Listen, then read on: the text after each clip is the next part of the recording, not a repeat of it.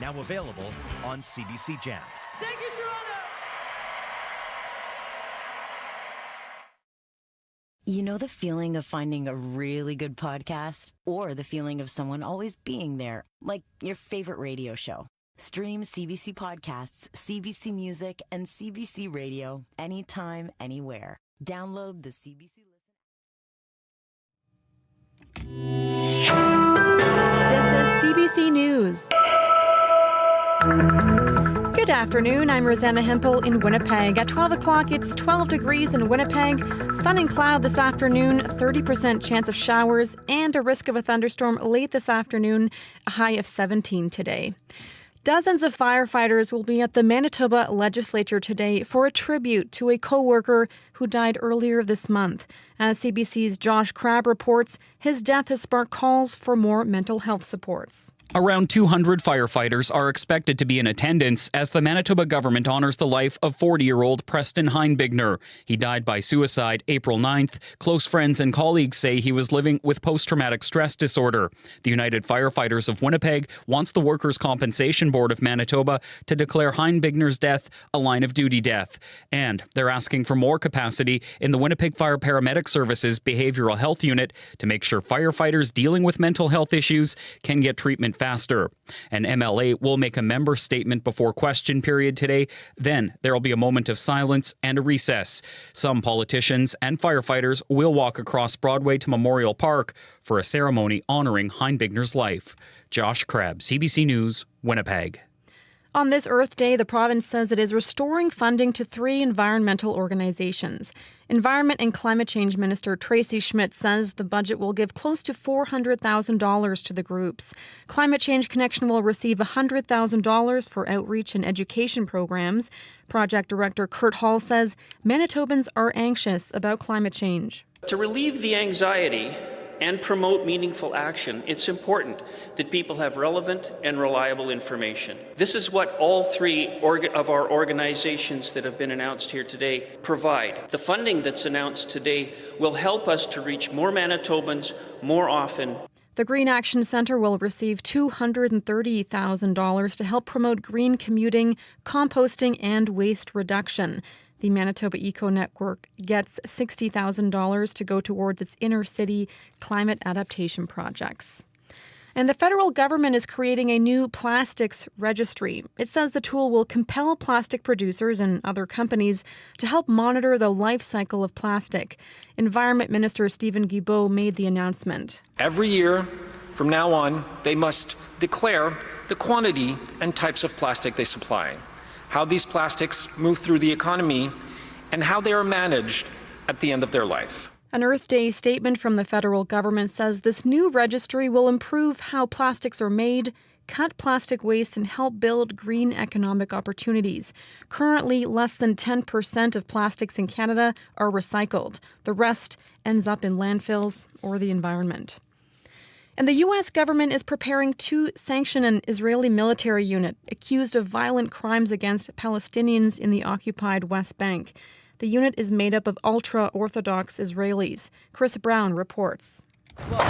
The mob of Jewish settlers that rampaged through the Palestinian village of Al-Mukhayir just over a week ago burned homes and vehicles and fired their guns at Palestinians who resisted. This past weekend, other Palestinian villages were attacked and a Palestinian ambulance driver who came to rescue victims was killed. When we're talking about settler violence, we're talking about state-sanctioned, state-backed settler violence. Omar Shakir is with Human Rights Watch. If you want to solve the problem, you have to go after the government that's responsible for allowing this to happen. The anticipated move by the U.S. to sanction an Israeli military unit that until recently served in the West Bank relates to events that happened more than a year ago. Prime Minister Benjamin Netanyahu says he will fight any move to punish Israel's military units. And as for the rampage in Al-Mukhayir, it was initially triggered by the death of an Israeli teenager in what its military called an act of terrorism. Chris Brown, CBC News, Jerusalem.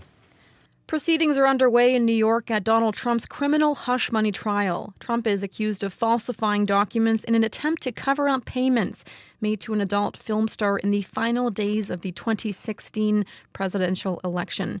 William Denslow reports. Essentially, Judge Juan Machan must make a determination as to what can or can't be asked of former President Donald Trump should he decide to take the witness stand during this trial. Then, of course, it's opening statements that'll be the first opening salvo for both the prosecution and defense to make their pitch to this 12-member jury. This will really revolve largely around the testimony from Michael Cohen. He is Donald Trump's former fixer, now turned star witness for the prosecution. It's alleged that Donald Trump made this $130,000 payment to Michael Cohen to reimburse the adult film star Stormy Daniels. Donald Trump, again over the weekend, has railed against the case. He says it is a sham, an effort to hurt his election charges. He said it was an innocent legal expense. William Denslow for CBC News, New York. Today is Earth Day, and it arrives this year with two climate monitoring organizations giving Europe the dubious honor of being the world's fastest warming continent. They say European temperatures are rising at almost twice the global average. But they point out the continent still the opportunity to develop targeted strategies to speed up its transition to renewable resources like wind, solar, and hydroelectric power. That is the CBC News from Winnipeg. Your next local CBC News is at 12:30.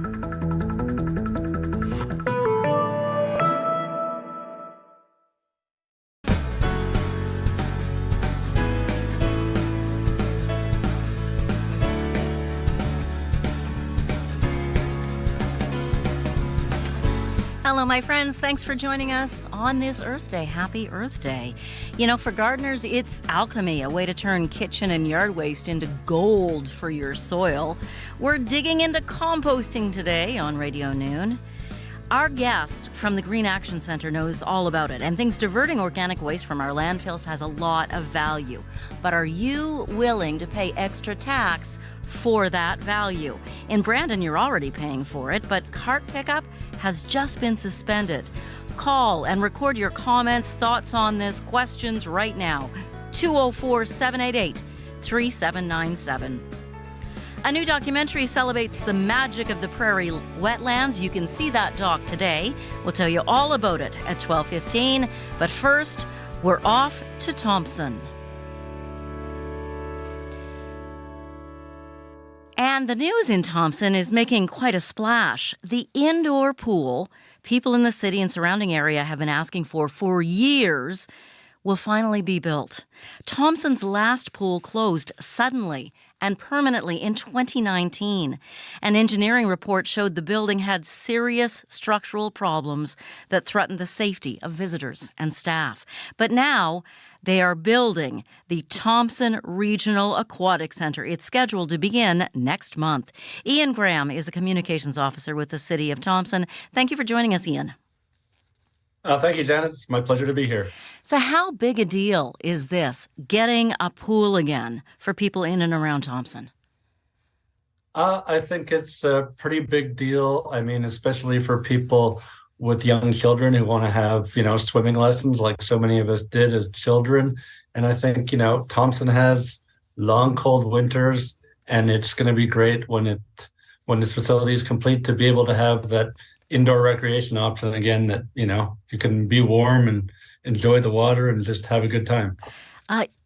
You're breaking ground. The company is in May, correct? Yeah, they should be here to begin site preparation in mid-May, and then within a week or they'll be doing site setup in mid-May, and then within a week or two they'll be doing site preparation, so getting the ground ready to drive piles. Do you expect people to be standing there watching it happen because they're so excited?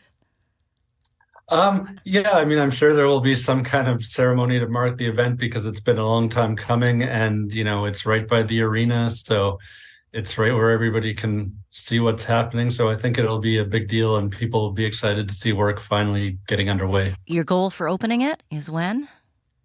The estimated construction time is 2 years, so approximately June 2026. June 2026. That's only, wow. That seems soon. What do you think it'll be like to have a pool in Thompson again? I mean, I think it's just going to be great. I mean, it's been a real loss for, the time that it hasn't been here, like not only for swimming, but also just for like aquasage, like for people who can't, do aerobics out of the water, things like that. And I mean, there was kayaking lessons in there before for, like adults and for kids from school. So I think it will be like, it'll be great. Everybody's going to be really excited when it's finally open again and there for people to use. Take us back to 2019. What was it like for the community to just suddenly lose all that, to lose the Norplex pool? Yeah. I mean, I think it was, absolutely a big shock for people because it just, it just came out of nowhere. Like it just got announced and it was closed the next day and, everything was, shut down. So, I mean, there had been some issues with it over the years. So it's not that nobody knew anything was going wrong with the building, but I think it was surprising, like for it to just suddenly be closed. The mayor and everyone in the city staff, I'm guessing, has been working really hard to try to get this new agreement in place. How much work has that been? I think it's been, a great deal of work from, preparing funding applications and, getting feasibility studies and getting a design. And then finally, like just trying to, get a price for what it's going to cost and figure out how to pay for all that. How do you pay for all that? It's going to be $42.6 million. Yeah. So, right now there's about just under, $20 million in outside funding from various sources that they've, been pledged. So there's still a lot of money to raise. And, fundraising is going to, I think, really ramp up now because it's hard to get people excited about just a concept. But once they see something concrete actually being built, a lot more people are going to be willing to step up and, put their money to see that happen. Tell us about this new Thompson Regional Aquatic Center. What's it going to be like compared to the Norplex pool?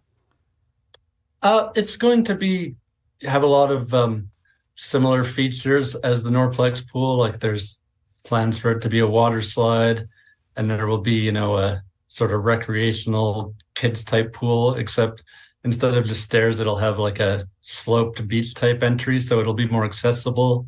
The pool will be 6 lanes, 25 meters. There'll be a meeting room so people can have pool parties and things like that. I think like we've seen the pictures and it looks like a really beautiful facility. And I think, it'll be a great addition to the, landscape of Thompson. I'm just imagining in the 5 years, how many times you had people stop you in the street and ask you about a pool. Yeah, I think, certainly our mayor she's talked to countless people about it, and she's, gone out and she's talked to lots of people to get the money that we have gotten so far. So she's really, she's really done a lot of work, and all of the councillors and city staff, like alongside her, they've done a lot of work, and, there have been a lot of questions for a long time. Yeah. How many people will actually, it's not just the people of Thompson. There are other communities, too, where will people come from to use this pool? Oh, yeah. I mean, definitely like some of the closer communities like Woboden and Nelson House. There's, people from those communities are definitely going to be using the pool. And I mean, from, elsewhere like Split Lake, Oxford House, especially maybe during the winter and when winter roads are open and people come in and they're spending a weekend to do shopping and do all these things. Now they'll have the chance to, take their family to the pool and enjoy a little, summer-like activity during the middle of winter. What difference could indoor swimming lessons make? Oh, I think, it's going to be huge because we're surrounded by so much water up here, rivers, lakes, like a lot of the outdoor recreation that people do up here in the warmer months of the year is related to the water. And I mean, it's absolutely invaluable. It's a life skill to be able to know how to swim when you're around that much water. So June 2026, hey? That's when we're We're all getting our new bathing suits and going to come explore your aquatic center. Yeah. I think it's going to be, a really, it was a big day when we announced that, construction was about to start, but I think, it's going to be an even bigger day when construction does start, when people start seeing that building going up, and when it opens, it's going to be, a major event, the biggest thing that's happened in years. Ian Graham, Communications Officer at the City of Thompson, thank you so much for joining us today. Oh, thank you very much. My pleasure. Construction of the new Thompson Regional Aquatic Center is scheduled to begin next month and be completed by June 2026. Narrative, lyric, heroic, romantic, verse, or prose. The 2024 CBC Poetry Prize is on. Send in your best unpublished poem or poetry collection. Up for grabs, cash prizes from the Canada Council for the Arts, a 2-week writing residency at the Banff Centre for Arts and Creativity, and your work published on CBC Books. Contest closes June 1st. For rules and more, go to cbcbooks.ca. It is 12:15. You are listening to Radio Noon here on CBC Radio 1, 89.3 FM in Winnipeg and 990 AM everywhere on your CBC Listen app. My name is Janet Stewart. This is Earth Day, and on this Earth Day, we are digging into composting with the Green Action Centre. They're going to be here to give us tips. But most of all, we want to talk with you. If you've got questions, great. They're here to answer them for you, but we want to know if curbside composting, would that be something you'd be willing to pay for? The latest study from the City of Winnipeg suggested it might be $88 a single dwelling household that you'd have to pay more to get a green bin to come take your compost away. Is that worth it for you? Will you pay that? In Brandon, hey, you're already paying it. It's covered to have that bin pickup in your property bills already, but it's not happening. It's just been suspended. What kind of difference does that make to your life? Call us and let us know. Right now, our listener line is open to take your messages, 204-788-3797, and we'll open the live lines after the 12:30 news and weather. In our forecast today, there is a chance of showers, a chance of a thunderstorm even late this afternoon, with fairly low temperatures compared to the warmth that we will be getting in the middle of the week. Riley Lachuk will join us after the 12:30 news with your full Manitoba forecast.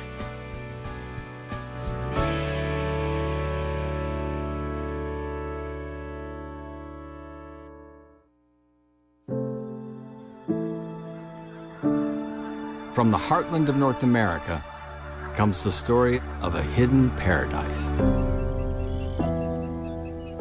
Discover a wetland oasis vital to millions of birds.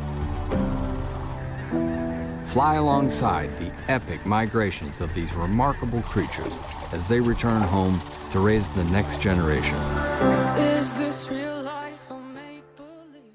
That's a clip from the documentary Wings Over Water. It was filmed on the Prairie Pothole region that spans 5 states and 3 provinces, including Manitoba. It gives us a bird's eye view of the prairie wetlands as it follows the migration of 3 species of birds, the sandhill crane, the yellow warbler, and the mallard. They all rely on these water highways or flyways for survival. But prairie wetlands are threatened. Ducks Unlimited supported the production of Wings Over Water. Janine Massey is the Chief Marketing and Communications Officer for Ducks Unlimited. Hello. Hi, Janet. Thanks for having me, and happy Earth Day. Happy Earth Day to you, too. What was the motivation for Ducks Unlimited to get behind this production? You know, I think that one of the important pieces that we were hoping that we could accomplish is getting people to really understand just how critical these habitats are for wildlife, for communities, for our future. And I think that the film does an amazing job of creating so much entertainment, and it's so engaging that you don't even notice how much you're learning while you watch it. But there's an incredible amount of science baked into this 3D movie. What is it that makes prairie potholes, those depressions carved out by glaciers, so important to biodiversity? Some of them are temporary and some of them are full-time, year-round, supporting wildlife. And so it's interesting because they were formed, obviously, when the glaciers receded, and have been there for so long. We've been losing them, unfortunately. We estimate that 70 to 80% have been lost. And they're so critical to wildlife. Over 70% of our continent's migratory birds are born in Canada, and this is a priority habitat area that is a big part of our focus because we recognize it's where we can have the most influence on providing a safe migratory journey for these birds and keeping these critical species alive. And what is it that's threatening these wetlands? Well, I think there's a whole bunch of factors. Extreme weather, droughts and floods and so on are a challenge for us. And we recognize that they're one of the things that is really keeping water on the land is critically important. Wetlands are also, at risk from development and land conversion. So keeping these habitats intact is really critical to us. And it's interesting because we work with landowners in Manitoba. We have over 3,000 landowners that we work with. And this is such an important part of our program because these folks can have influence on keeping marginal areas and wetlands intact on their land and help provide these valuable spaces for these wildlife species. Keeping them intact on their land. It's tricky to convince a landowner sometimes that they shouldn't make money and fill in land. It is. It's actually quite important that they find ways where we can actually find land that is less productive.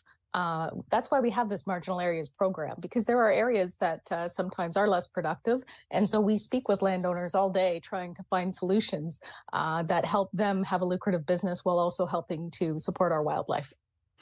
Our wildlife, it's not just birds who rely on these wetlands. What other forms of wildlife are featured in this film, for example? Yeah, that's one of the interesting things is, of course, recognizing that birds are a key focus of this film. We're also looking at fish in this film. There's salamanders, there's turtles, there's all sorts of plant life that's also really critical that relies on these wetlands. You've seen the film. I haven't had a chance to see it yet. What stands out to you about it? I think that one of the things that is really striking in the film is just how dangerous of a journey it is. These species, go all the way from Canada, in some cases down to Costa Rica, and they are experiencing all sorts of different threats, predatory threats. There's an amazing scene with an owl that has you at the edge of your seat. They're raising their young, they have eggs in nests, and predation is a huge risk for them. But beyond that, extreme weather events, development, urbanization in cities, there's all sorts of things that pose threats for them as they do their migratory journey. What do we lose if we lose one of these species? The kind of complex food web is really difficult to describe. You've got aerial insectivore birds at risk because there needs to be insects for them to eat. Similarly, you've got a situation where you need to not just keep the waterfowl, you need to keep the insects and the grubs and the things that they're eating intact. So it becomes really challenging. You have to look at the entire complex ecosystem. There's screenings being held today in Winnipeg at theaters at Polo Park, Grant Park, and St. Vital Centre, also in Brandon at the Landmark 9. But schools can book screenings for students until the end of May. Why are you hoping schools get involved?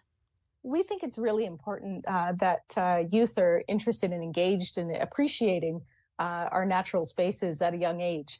That's our future. These are the generation that we're hoping will help conserve and restore these wetlands and help consider that a priority. So we've made the film available until May 31st for those private bookings.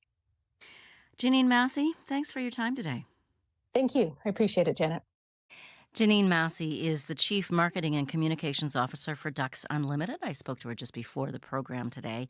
Tickets to the showings in Winnipeg and Brandon are available at a special Earth Day price, a little lower than you would normally pay, $7, $6.99. And that's the cost of the ticket, but the proceeds will support wetland conservation. The theaters showing this film, Wings Over Water, are Polo Park in Winnipeg, Grant Park and St. Vital Centre, also in Winnipeg, and in Brandon, the Landmark 9. Check the theater listings for showtimes. Well, it is Earth Day, and people all over the place are doing what they can to acknowledge it. A global event to promote environmental protection and climate action is happening. A group of Kelowna, BC students got their hands into it. They came together recently to get a hands-on lesson in tree planting, learning on the land that was torched last August by the McDougall Creek wildfire. CBC's Joseph Utu was there. So yeah, I'm Marshall Corbett, and I'm the one of the teachers for the RSS Forestry program. So today we're out up on kind of the west side of Kelowna in a cut block, and we're planting some trees with the forestry class, and we've got an elementary grade 3 class from Glenmore Elementary that joined us. Hunter Bennett. This is Thomas. I think we're like planting trees to help the nature. I mostly bury the plants. He's digging the hole, and then I help him dig it, and then I'm telling him to plant the trees, and he buries it. He likes covering the dirt with it and packing it in. Pushing the roots into the ground, so then it gets in there, so then it actually grows, not just burying it in a big hole. My name's Erica Van Ooyen, and I'm a grade 3 French immersion teacher at Glenmore Elementary.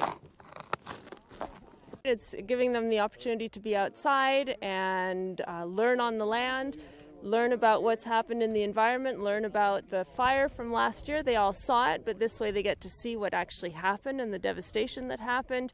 And also, we'll talk more about climate change and why we're having more fires, so that they've got all that whole package together as to why we're here.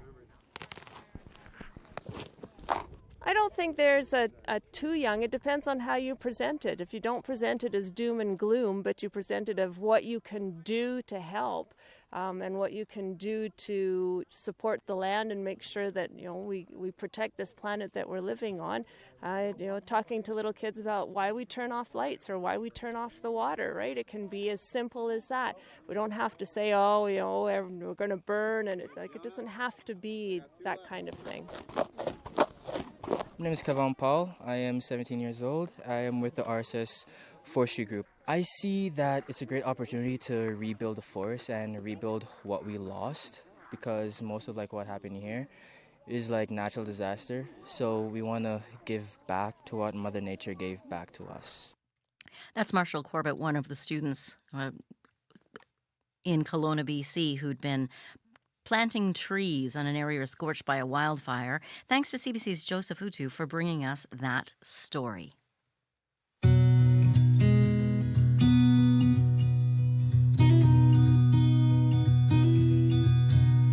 Waking up's easy when you soundly sleeping. Next to me, my dear, next to me, my dear.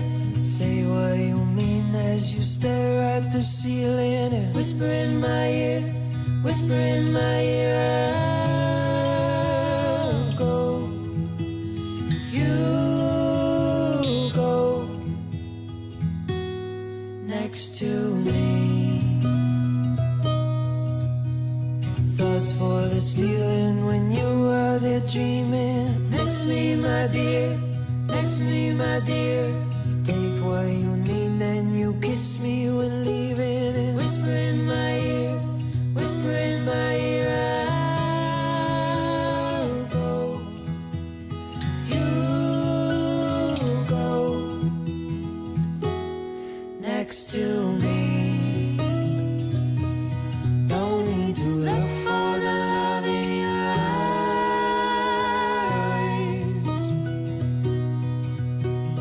Look for the love in your eyes.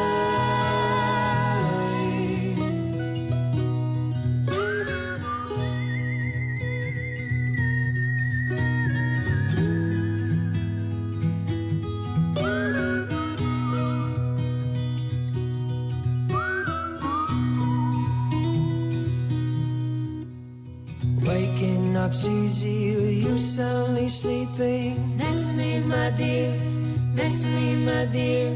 Say what you mean as you stare at the ceiling and whisper in my ear, whisper in my ear. I'll go. Two Crows for Comfort. Beautiful with the song Next to Me. Still ahead on Radio Noon, we're opening the phone lines. We want to hear from you about composting. Is curbside composting money well spent? Are you willing to pay more to get it? And Brandonites, are you upset that your bins aren't being picked up right now? Right now, the time is 12:30. This is CBC News. Good afternoon. I'm Rosanna Hempel in Winnipeg. At 12:30, it's 15 degrees in Winnipeg. Sunny and cloudy this afternoon, a high of 17. Dozens of firefighters will be at the Manitoba legislature today for a tribute to a co-worker who died earlier this month. As CBC's Josh Crabb reports, his death has sparked calls for more mental health supports. Around 200 firefighters are expected to be in attendance as the Manitoba government honors the life of 40-year-old Preston Heinbigner. He died by suicide April 9th. Close friends and colleagues say he was living with post-traumatic stress disorder. The United Firefighters of Winnipeg wants the Workers' Compensation Board of Manitoba to declare Heinbigner's death a line-of-duty death. And they're asking for more capacity in the Winnipeg Fire Paramedic Services Behavioral Health Unit to make sure firefighters dealing with mental health issues can get treatment faster. An MLA will make a member statement before question period today. Then there will be a moment of silence and a recess. Some politicians and firefighters will walk across Broadway to Memorial Park for a ceremony honoring Heinbigner's life. Josh Crabb, CBC News, Winnipeg. First Nations leaders are calling for the Thunder Bay Police to be disbanded, and they want an outside service brought in to investigate recent deaths of Indigenous people. Michelle Allen has more. There is a complete lack of trust. Everything has broken down. Anishinaabe Aski Nation Grand Chief Alvin Fiddler calls the Thunder Bay Police a cold case factory. The Grand Chief and families of the recently deceased say they want culturally competent, independent outside investigators brought in because trust in the Thunder Bay Police is broken beyond repair. It's like a bad movie, repeating over and over again. It comes just over a week after the OPP laid charges against the service's former lawyer and former police chief. Grand Chief Fiddler says they are making complaints with Ontario's Inspector General of Policing in hopes of getting the Thunder Bay Police Board and service dissolved immediately and replaced with any combination of OPP and First Nations police services. Fiddler says the minister responsible for policing needs to reach out to community leadership and families to talk about next steps. The lawyer representing the family said the investigation backlog is the longest he's ever seen. Michelle Allen, CBC News, Thunder Bay. On this Earth Day, the province says more Manitobans are seeing the impacts of climate change and that it's helping a number of organizations help you be more green. Environment and Climate Change Minister Tracy Schmidt says it's a priority for the government.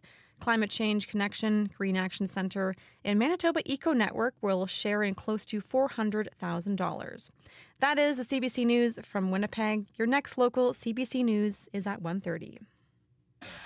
Thank you, Rosanna Hempel. We are already having fun here in the CBC studio as we wait for your calls. We want to talk about composting today. And is it money well spent? Are you willing to pay for it in your tax dollars to get it picked up? Is it that hard to do at home anyhow? Brandonites, you are paying for it, but you've just found out that your composting materials won't be able to be picked up for the next couple of weeks because they're short drivers. Riley Lachuk, let's talk news first. Oh, wait. We just had news. What am I doing today? You do everything. So, I look at you and I just know that you're there for me. Let's talk weather. Okay. I'm going to skip ahead. We're going to skip through today first because I want to talk about the whiteout party that's happening tomorrow night. And one of the things that I will say is take a sweater if you're heading down there. Okay, it's going to be chillier tomorrow night. It's going to be chillier because it's an evening game after the sun goes down. So, yeah, my advice, take a sweater if you're heading down there. Looking at when the gates open at around 6 p.m. or so, 6:30, we're looking at a sunny 8 degrees. So not bad to start. Northeast winds at 15. So wind really not much of a factor downtown. Puck drop at 8:30 tomorrow night. Sun will just be setting right around then. So we're looking at 5 degrees at puck drop. And by the time we get to the game ending, 10:30, 11 11 o'clock, maybe a bit later, we're looking at a clear 2 degrees. So could be a bit chilly out there. Time to dig out the white gloves. You know what? That's not a bad idea. Yeah. White gloves, maybe a white toque. Exactly. Go to the thrift store. Yeah, get like a white sweater, all the extra layers. Take some layers with you. That's my advice. And today you might need something waterproof. Yeah, well, you know what? We are seeing some scattered showers, Janet, moving across southern Manitoba. We did see a few raindrops here in the city early this morning. Most of that now pushed off to the east, so moving into northwestern Ontario. Lac du Bonny, Pinawa, Beausejour, still seeing a few sprinkles through eastern Manitoba, even as far south as Sprague, but really through the afternoon, we're looking at just some pop-up showers moving through southern Manitoba. Otherwise, a mix of sun and clouds. So it's going to be one of those days where sun one moment and then you might be getting rained on the next. So just be prepared for that through the rest of the day. In southern Manitoba, still a chance, maybe a couple of wet snowflakes overnight tonight in the Red River Valley, but by and large, we're looking at skies clearing overnight tonight. Mainly sunny for Tuesday and mainly sunny for Wednesday, once again with a few clouds. So we're looking at a much more stable weather pattern once we kind of get through these next few hours and next 12 hours or so with some scattered showers. Accumulation wise, trace to a couple of millimeters. If that, we do have more of a steady rain on the horizon into the later part of the week, which I'll talk about in just a moment. Today across the province, we're looking at 16 degrees in Winnipeg, chance of showers generally across southern Manitoba. 17s for both Morden, Winkler, and Emerson. Brandon's looking at a high of 13 and mainly sunny and 8 degrees in Thompson this afternoon. Northeast winds early on tomorrow. Gust of 40 in Winnipeg with a high of 8 degrees. We do see the winds back off a bit as we get through the later part of the day. 19 for Wednesday, 22 is what I have for Thursday with some clouds building in, some showers late in the day, lingering into early Friday morning with a high of 15. And Saturday looking at partly cloudy 11 degrees. So a bit of a mixed bag this week, but hey, 22 degrees, Janet. Riley, 22 degrees. Shorts weather. There you go, man. Will they be white shorts? Yes. We'll find out. No, because they have to go play at the other guy's place, so you don't have to maintain the whiteout. Well, it's always nice. It's always nice. nice. To keep up the tradition. Riley Lechuk, thank you so much. You're welcome. Riley will be back during Up to Speed today to update the forecast with Faith Fundal. Up to Speed, of course, runs from 3 to 6 p.m. here on CBC Radio 1. I'm Janet Stewart. It is time to pick up your phones and call us. You've got these numbers programmed already, right? Because we're doing call-ins now, and we need to hear from you, Manitoba. In Winnipeg, 204-780-0893. If you live out of town, you don't have free calling to Winnipeg, it's 1-800-268-5483. Those are the magical numbers on this Earth Day. We are digging into composting with the Green Action Centre. Call now with your questions and comments. Again, 204-780-0893. 204-780-0893. Brandon has had green cart curbside composting for more than a decade. Other smaller municipalities in the province have it too, but Winnipeg still does not. Now, the city did run a pilot project which wrapped up last year. The latest city report after that pilot project estimates that having a green cart program to collect your organic waste would add $88 a year to your waste diversion fee for every single family dwelling. Would that be money well spent? Weigh in now, 204-780-0893. If it costs you money, again, to call Winnipeg, 1-800-268-5483, and that's toll-free. Kristen Malik is Senior Compost and Waste Reduction Coordinator for the Green Action Centre. She joins me now in studio today. I'm grateful to have you here. Thank you so much. Yeah, thank you so much for having me here. I'm excited to be here and chat about composting, especially on Earth Day. On Earth Day. Yeah. When organic waste, stuff that could be composted, goes to the landfill and breaks down there instead of in a composter, does that have a negative effect? Yeah, it sure does. Just a little stat for you. The Brady landfill, it is the second highest point source polluter of greenhouse gases in all of Manitoba, actually. Why? The reason is, so if you have a compost bin, you put your organic waste in the compost bin, there's oxygen in there. And the bacteria that do the decomposition, they need that oxygen to survive. So in a landfill, we put all of our stuff in plastic garbage bags. It's compacted in the landfill. There is no oxygen available. So instead, you have something called anaerobic bacteria present in a landfill. So when they decompose and eat all that organic material, they emit methane. So methane is a greenhouse gas that's about 25 times more powerful than carbon dioxide. So it's what I love about composting is it's actually like very easy. It's a very easy thing to do. It's low-hanging fruit, and it's a great way to reduce our emissions. It's low-hanging fruit. Mm-hmm. If it's so easy and so low-hanging, why don't we all do it? That's a great question. So, farmers, people a long time ago used to do it all the time. I think modernization came along. People just stopped doing that. And people forgot how to do that. So not everyone has a backyard either. If you live in an urban area, you may be living in an apartment building or a condo building. It's something that people are getting into again. And now, especially with climate change coming along, well, not coming along, it is here.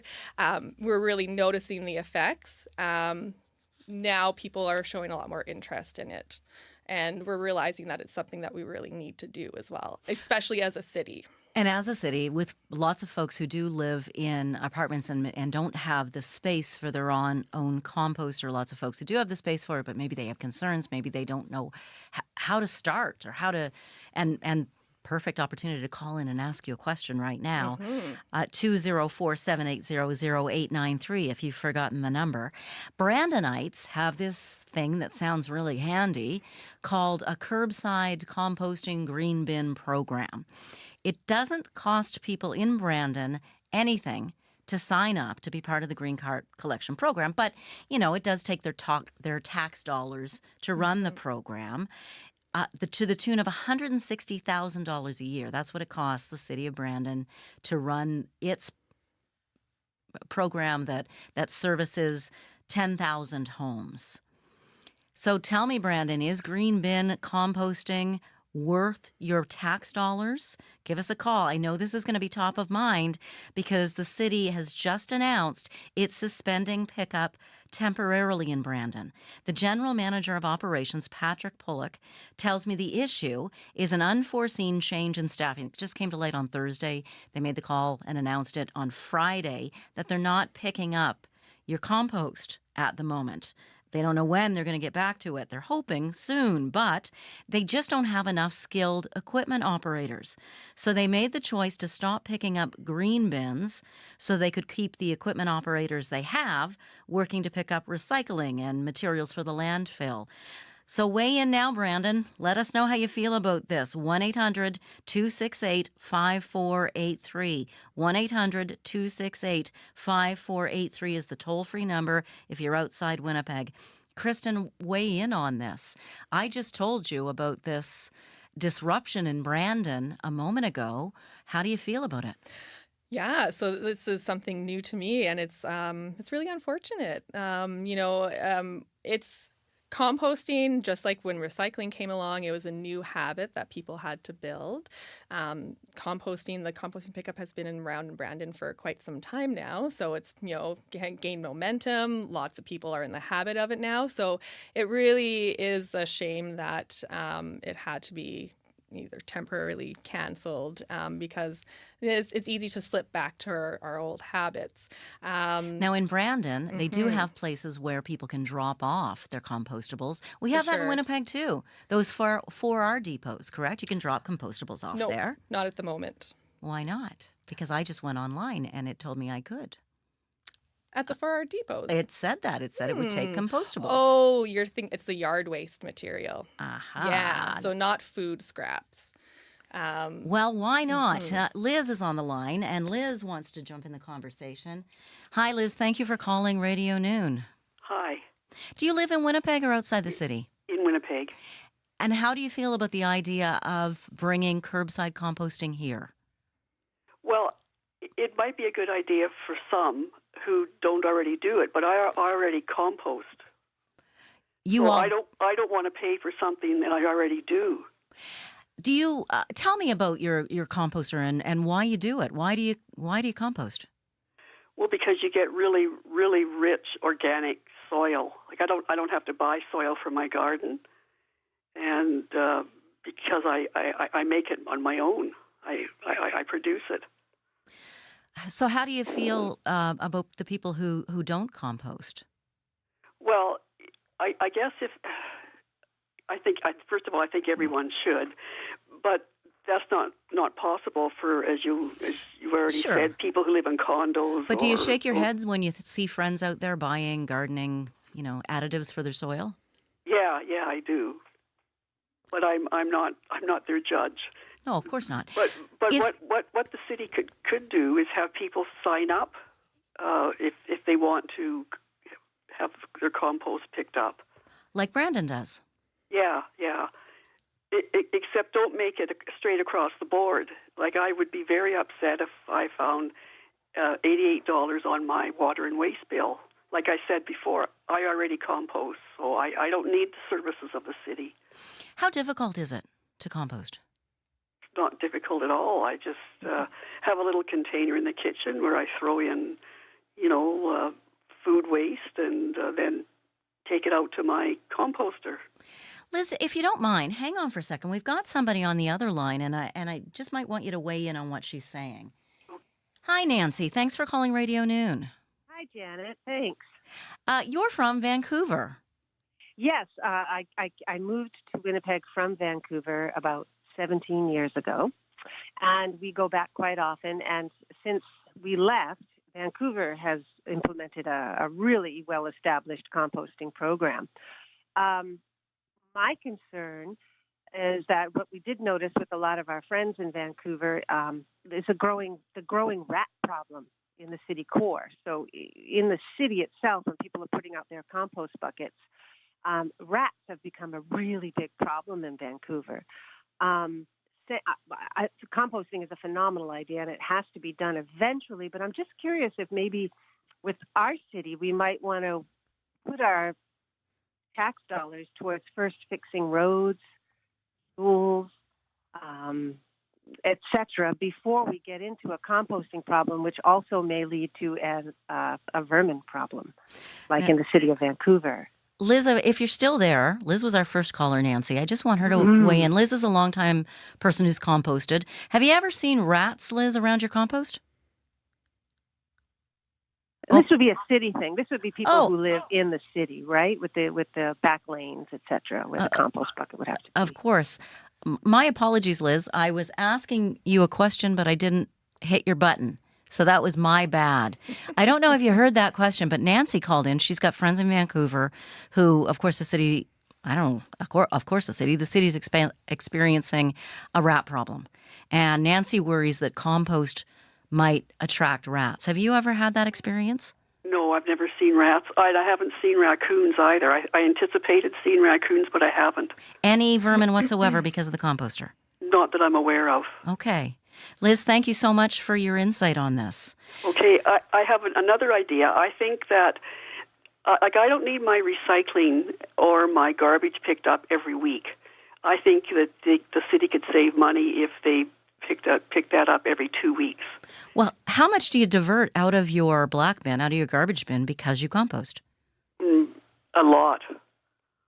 50%? Oh, at least. In fact, I don't put out garbage every week because I don't have enough.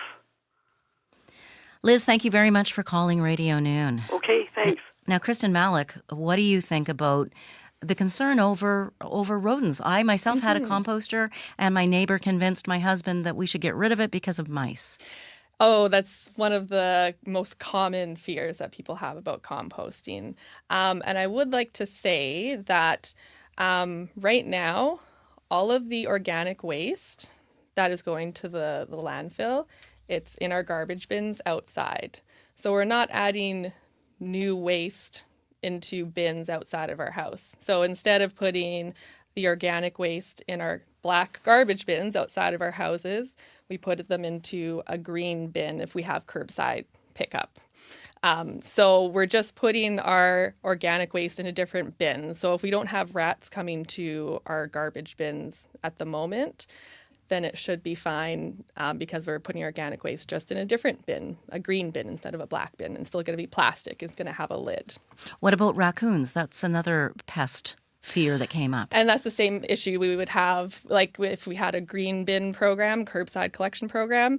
Right now, you could have issues with raccoons getting into your garbage bin. That's no different because you still have all that organic waste in your garbage bin. Have you spoken to any colleagues in Vancouver about this rat issue? And no, you haven't. No, and I don't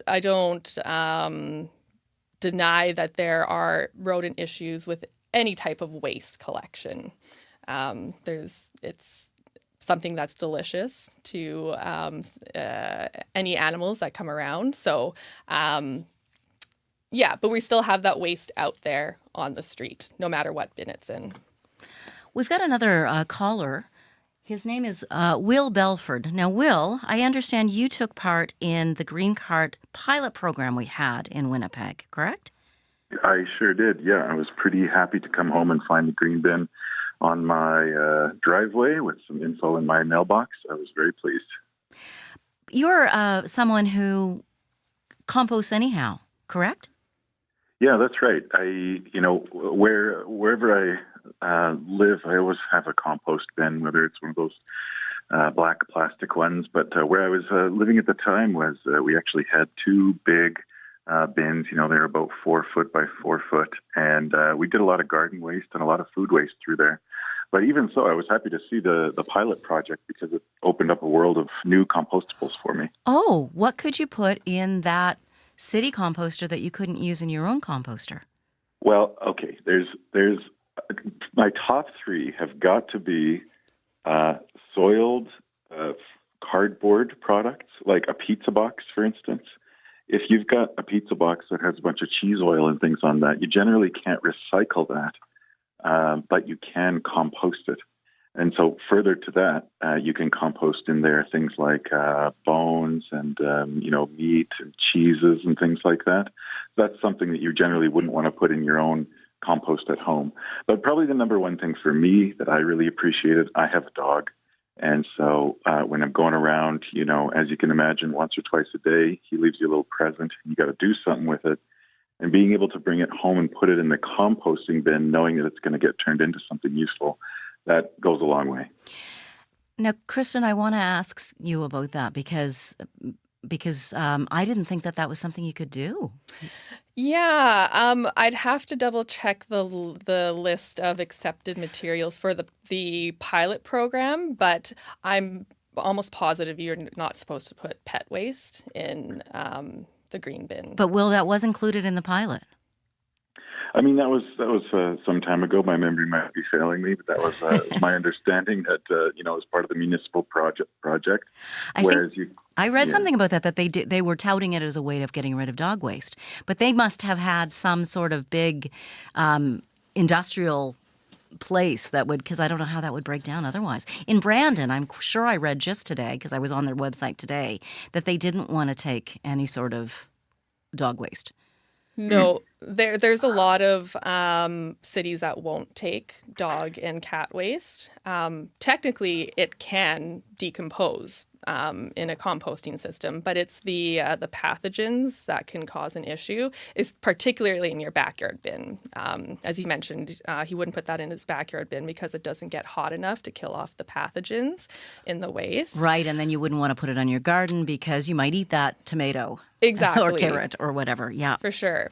Okay. But I really like that he mentioned that even though he was composting in his backyard, because he had the curbside organic waste pickup, he was able to compost a lot more materials. So as mentioned, the meat, dairy, compostable plastics. So now, because there's been a plastics ban on certain types of plastics, a lot of producers are using compostable plastic containers.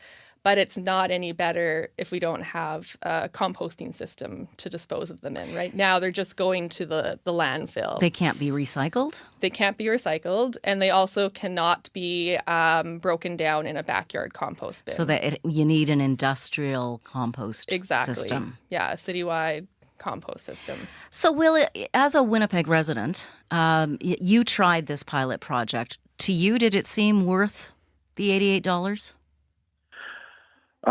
It was certainly worth it to me because, it came at a time when we were taking a lot of, takeout food and things like this. It was right around the pandemic time. And so we were having a lot of food packaging waste and things like that. And it just seemed like a really great way to be able to work with some of those products rather than having to ball them up and put them in the garbage. So even, myself as a everyday composter, it's really nice to be able to process those extra things.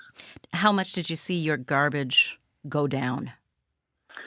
Well, I mean, not a huge amount because, again, as a current composter, I was diverting a lot of that organic and food waste already. But had I not had an option for composting, and many folks don't have an option for composting in, apartments and things like that, then you could see a huge percentage being diverted that way. Absolutely. And as more plastics get swapped over, like those, corn compostable forks and things like that, then, all that can go in the compost, which I love. Well, Will, thank you. We really appreciate your input today. Kristen, we've got just a few minutes with you, and we should probably acknowledge the fact that Green Action Centre just got funding renewed by the province. That was just announced. We heard it in the 12:30 news. $230,000 as a grant for the year. Mm-hmm. How is that going to change things for the Green Action Centre and what it can do? Oh, it's huge. It's super exciting to hear about this. With the previous NDP government, we received about that same amount of annual funding. And what it really did was it gave us a stable amount of funding where we didn't have to create new projects, continuously chase funding. So it gives us more time and ability to really focus on what we need to do as in environmental education and advocacy. So this is huge, and it looks like hopefully in the years to come, there's going to be more and perhaps multi-year funding. So again, it's less administrative work applying for grants. So yes.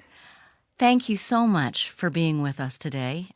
If anyone has questions about composting that they didn't get a chance to call in about, where can they find information online? Yeah, so our website is www.greenactioncentre.ca, and you can also give us a call at 204-925-3777, extension 106. That is our compost info line. And so you can send us an email or give us a call with any composting questions you may have. Kristen Malik, thank you so much. Happy Earth Day. Yeah, same to you. Thanks so much.